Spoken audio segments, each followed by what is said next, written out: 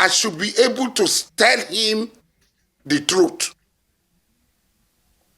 And what is happening in Rivers State, where President Ahmed Bola Tinubu is supporting Nyesom Wike to destabilize Rivers State, to disturb the peace of Rivers State.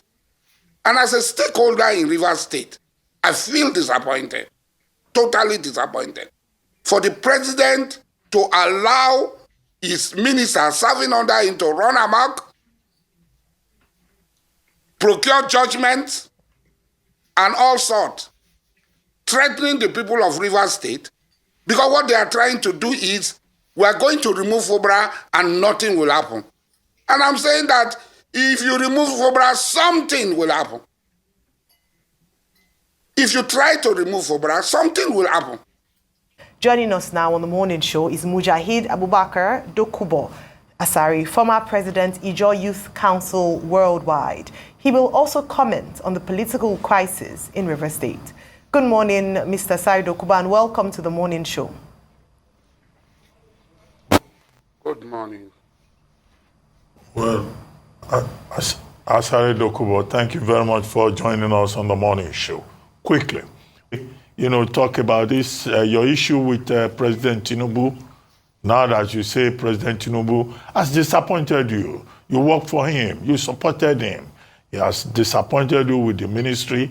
He has disappointed you also with some other things. If you could also take that along as we try to manage time. I want to say that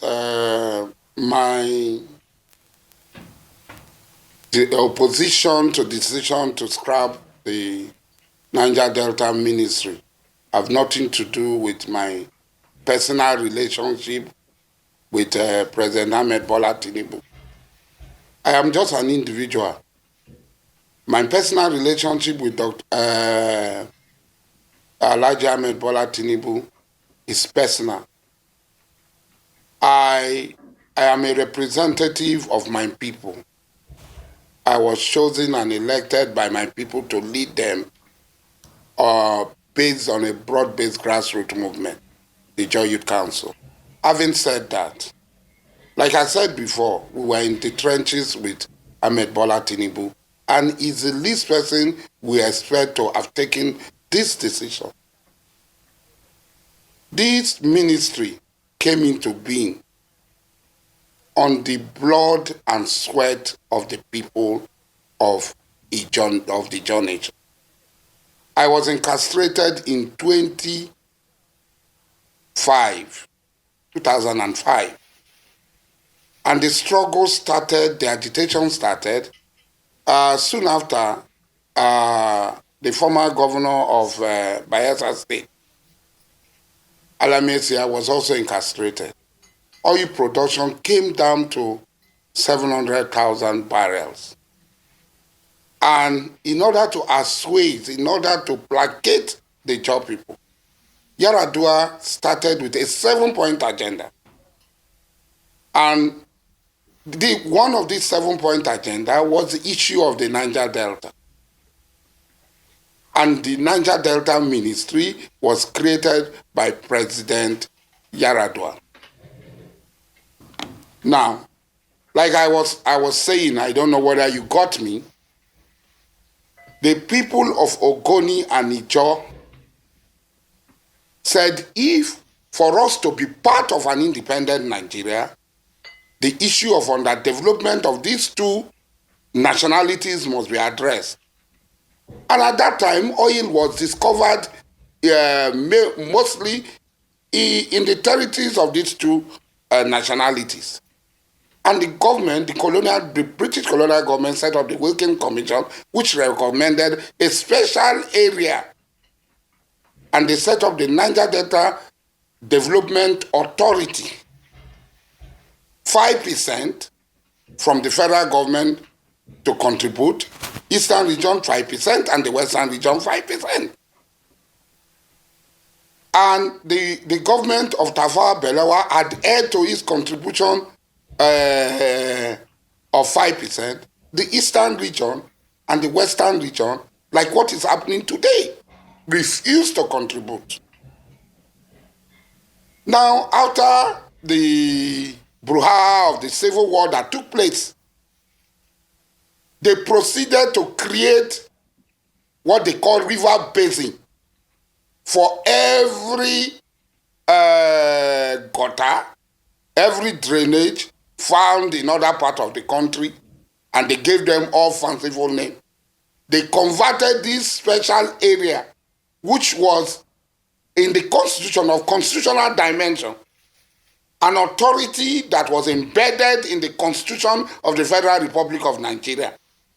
They now changed it and equated it with this so-called river basin they have created. Now, they totally destroy the character and nature of the Niger Delta Development Authority. All right. All right. Yar'Adua came into power and decided Niger Delta Ministry. When General Olusegun Obasanjo was in power, he promulgated through military fiat the Land Use Act and confiscated the land of our people and our resources. After doing that, on his second coming, he came. All right. And then created a Niger Delta in his head that does not exist, that is not in tandem with reality. Niger Delta is supposed to be the tributaries that empties into the wetland created by the tributaries that emptied into the Atlantic Ocean. All right. Okay. He created a Niger Delta where Right. he brought Imo, Right. he brought Abia, he brought Ondo, he brought Edo, he brought Akwa Ibom, he brought Cross River. All right, Mr. Dokubo, let me come in here, Niger please. Delta. All right, Mr. Dokubo, let me come in here. I'm so sorry because I know you have a lot to get off your chest, but unfortunately, our time is limited. Some of the issues you've cited are some of perhaps the conversation around the effectiveness or a reorganization required for the NDDC. The makeup of the NDDC, like you said, there are some states in there that would also fall under the Southeast Development Commission, which is under review. We also look at perhaps the reason why this regional Ministry for Regional Development is created in such a way as to ensure that we don't duplicate efforts. You know, we're going to have the Northeast Development Commission and the likes. What do you have to say about that? I say this because perhaps this is a move to make it more efficient and move away from what we currently have. Don't forget, the NDDC, the Niger Delta Development Commission, will still come under the Ministry for Regional Development. We are talking of law. We are not talking of effectiveness. The wishes and caprices of a leader does not amount to the law of the country. NDDC was created by law. It was not created by wishes and caprices of a leader that when I decide a thing, it becomes law. But laws can be amended. Who decide what is effective? Mr. Asari Doko, laws can be amended. Effectiveness is because the law had not been amended. They can be. As we speak, the law had not been amended. So what we are talking about, who decide what is effective?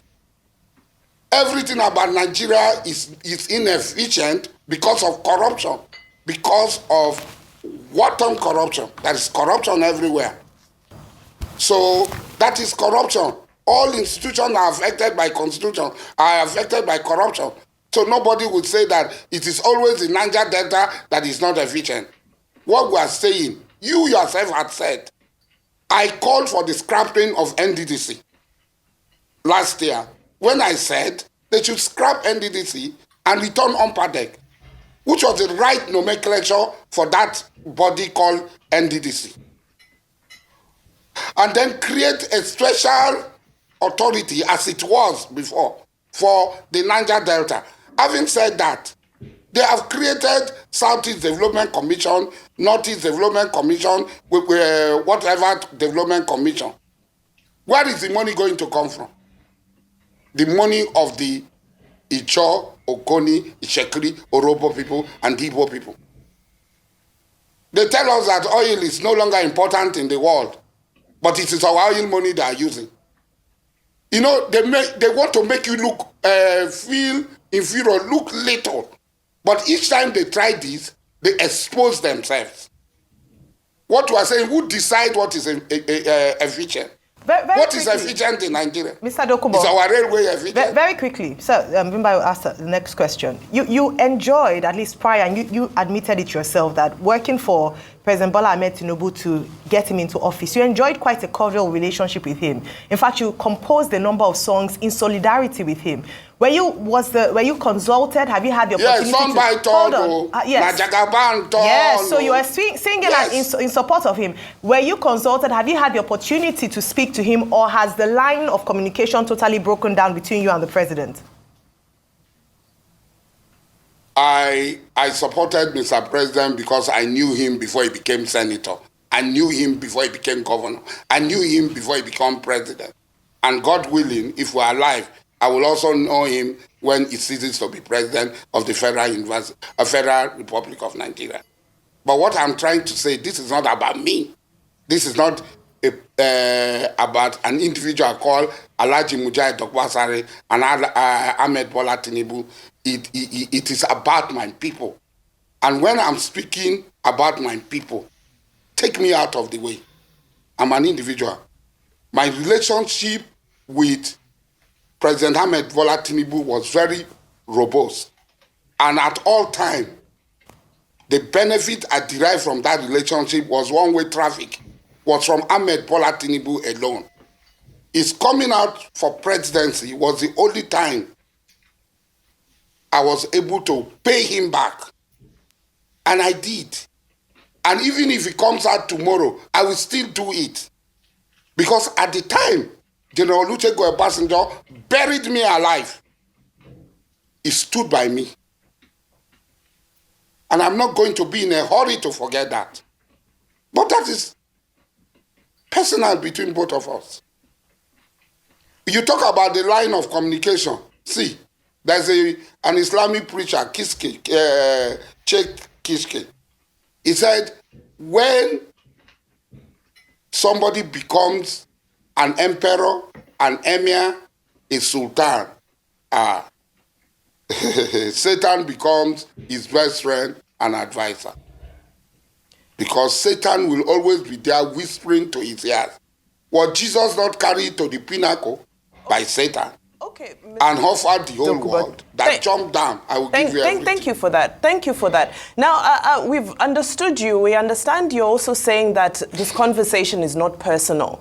But a lot of people would disagree because you've made statements such as that if President Bola Tinubu fails, we should hold you responsible. So my question is, should your people... I stand by that statement. So should the Ijaw people, the Ogoni people, the people of Niger Delta, should they hold you responsible for the fact that their ministry has now been scrapped? I stand by that statement. Yes. So should the Niger Delta people hold you responsible? Are you taking responsibility for the Niger Delta ministry being scrapped? Since you said you would take responsibility. That is why I am crying out. That is why I am crying out. Because I am vigorously liable to any infraction of the exploitation of the Nigerian people, not just Niger Delta people. Because I stood in front of everybody. And I'm not going to deny what I said.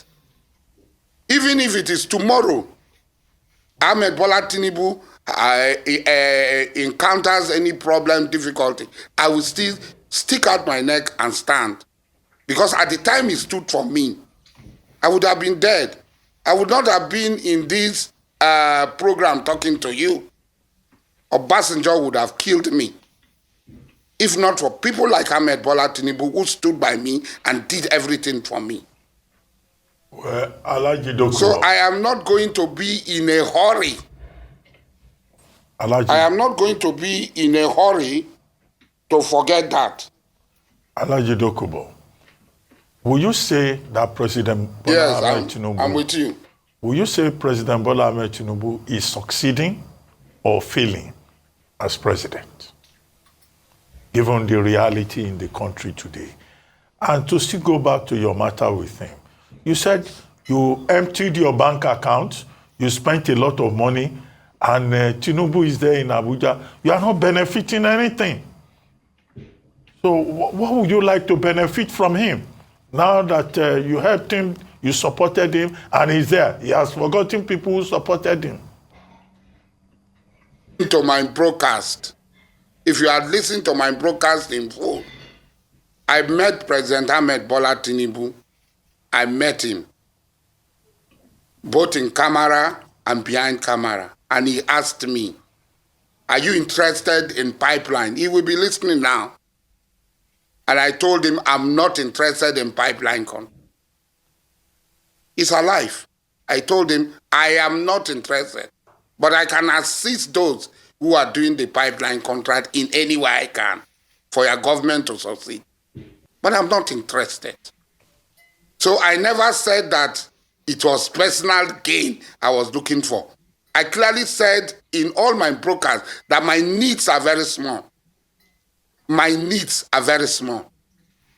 So what I'm trying to say, and it's very clear, President Ahmed Bola Tinubu becoming president, I should be able to tell him the truth. And what is happening in Rivers State, where President Ahmed Bola Tinubu is supporting Nyesom Wike to destabilize Rivers State, to disturb the peace of Rivers State. And as a stakeholder in Rivers State, I feel disappointed, totally disappointed, for the president to allow his minister serving under him to run amok, procure judgments, and all sorts, threatening the people of Rivers State, because what they are trying to do is, we are going to remove Fubara and nothing will happen. And I'm saying that if you remove Fubara, something will happen. If you try to remove Fubara, something will happen. And that is it. That is what I'm talking about. I'm not talking of any personal benefit. I cannot be appointed minister. I cannot be appointed into any board. I did not lobby for any board. I did not lobby for anything. So it's not personal, like I said. Yes, I emptied my bank account. I spent over $2 million US. I cannot even count in naira what I spent. And I did not take a dime from him or anybody except 10 jackeries who gave me 300 million naira.